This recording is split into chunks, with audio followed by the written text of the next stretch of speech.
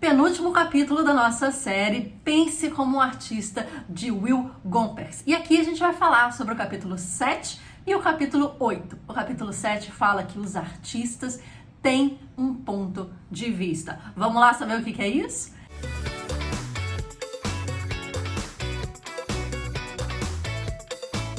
Então, nesse capítulo, ele fala como é que é importante, né? No jogo da criatividade, você não é um jogador, a menos que você tenha o que falar. Então, ter uma opinião com personalidade, uma opinião pessoal e com personalidade, é uma das coisas, um dos desafios mais críticos no processo criativo. Mas é justamente isso. É isso que te compele e que te faz avançar realmente a produzir algo diferente e excepcional. E quando você sabe, né, o que você quer dizer, tudo na vida, qualquer coisa. Agora na nossa pandemia, né, você em casa, isolado, restrito na sua sala, quarto, banheiro, cozinha, mas qualquer detalhe, é a comida, é o livro, é a cama, são os cheiros, qualquer detalhe vira uma fonte potencial para seu processo criativo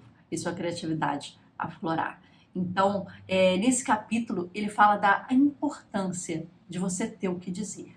Senão, o seu processo criativo nem começa. Quando você não se coloca, né, na questão, quando você não fala da sua opinião, não fala de onde você veio, o que você pensa, o que você acha daquilo, como é que isso te bateu, e você se tira dessa equação, você se torna invisível, transparente, e você não consegue nem criar. Esse foi o capítulo 7, e agora vamos ver o capítulo 8 do livro.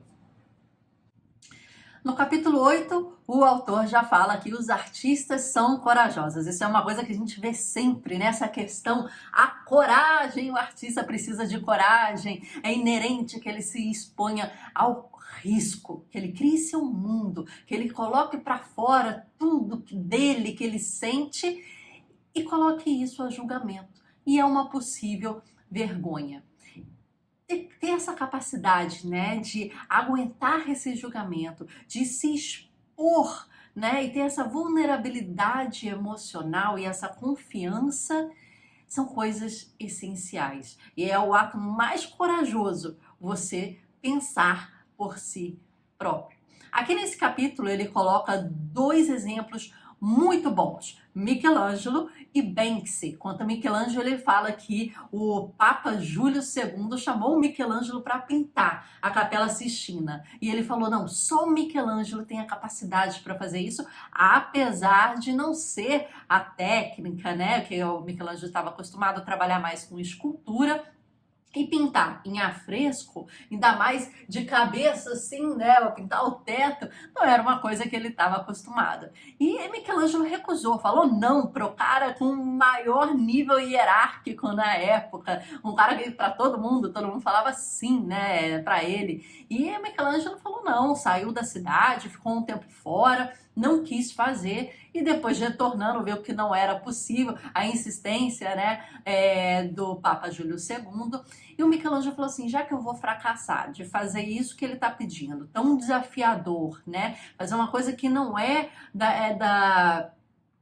do que ele está acostumado a fazer. Ele falou assim, se eu for fracassar, eu vou fracassar lindamente, eu vou fracassar muito. Então ele falou assim, eu faço, mas eu vou fazer as 9 cenas do Gênesis e eu vou pintar dessa forma e eu vou contar a história toda do Gênesis nessa pintura. E demorou anos e anos e anos e trabalhando com uma exaustão mental e física muito grande, mas quando foi apresentado, né, e até hoje a gente vê e a gente visita lá, eu tive a oportunidade de ir e visitar e você fica de boca aberta. Imagina naquela época, aquele pessoal olhando aquela obra de arte e, né, você se sente um pinguinho, né, você se sente um feijãozinho ali, olhando aquela imensidão e entendendo aquela história e é fantástico. Então ele quis fracassar lindamente, ele falou assim, não vou fracassar, mas eu vou fracassar bem. Ninguém vai poder falar que era uma coisa tão mirabolante e que ele se empenhou mais de 10 anos e que ele tentou de tudo e que um negócio foi fantástico. Então ele aumentou, né, o desafio para que o fracasso não fosse como ele imaginava. Na verdade, é uma das obras mais visitadas, mais bonitas que existem aí até hoje. No caso do Banksy, ele fala que o Banksy ele sempre, né, se coloca contra a economia, contra a política. E ele tem uma postura, né, de sempre fazer uma piada, um sarcasmo, trazer questões, né, sociais e questões que estão em voga, e que teve uma certa vez que ele colocou uma pedra num museu, né, e trouxe o tag conforme especificações de comunicação do museu e desenhou um cara da caverna carregando um carrinho de compras, né? E essa obra ficou lá dias e dias sem as pessoas perceberem e depois só de alguns dias retiraram.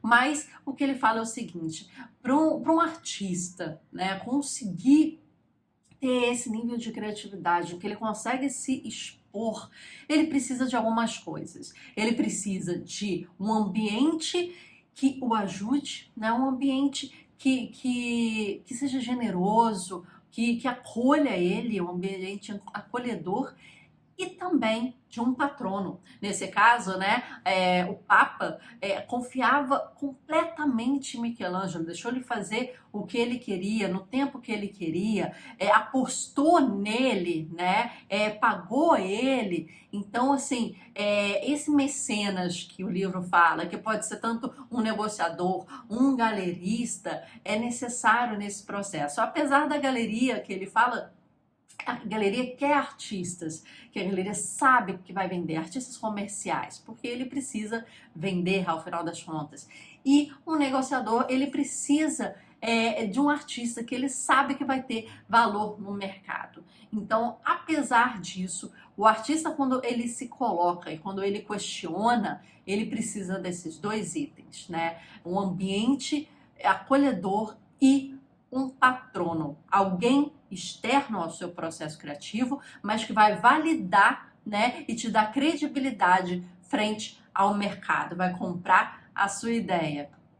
E no final desse capítulo, o Will coloca aqui uma frase muito boa do Dalí, que fala: não se preocupe com a perfeição, né? Não se preocupe com esse julgamento tanto, porque você nunca será perfeito.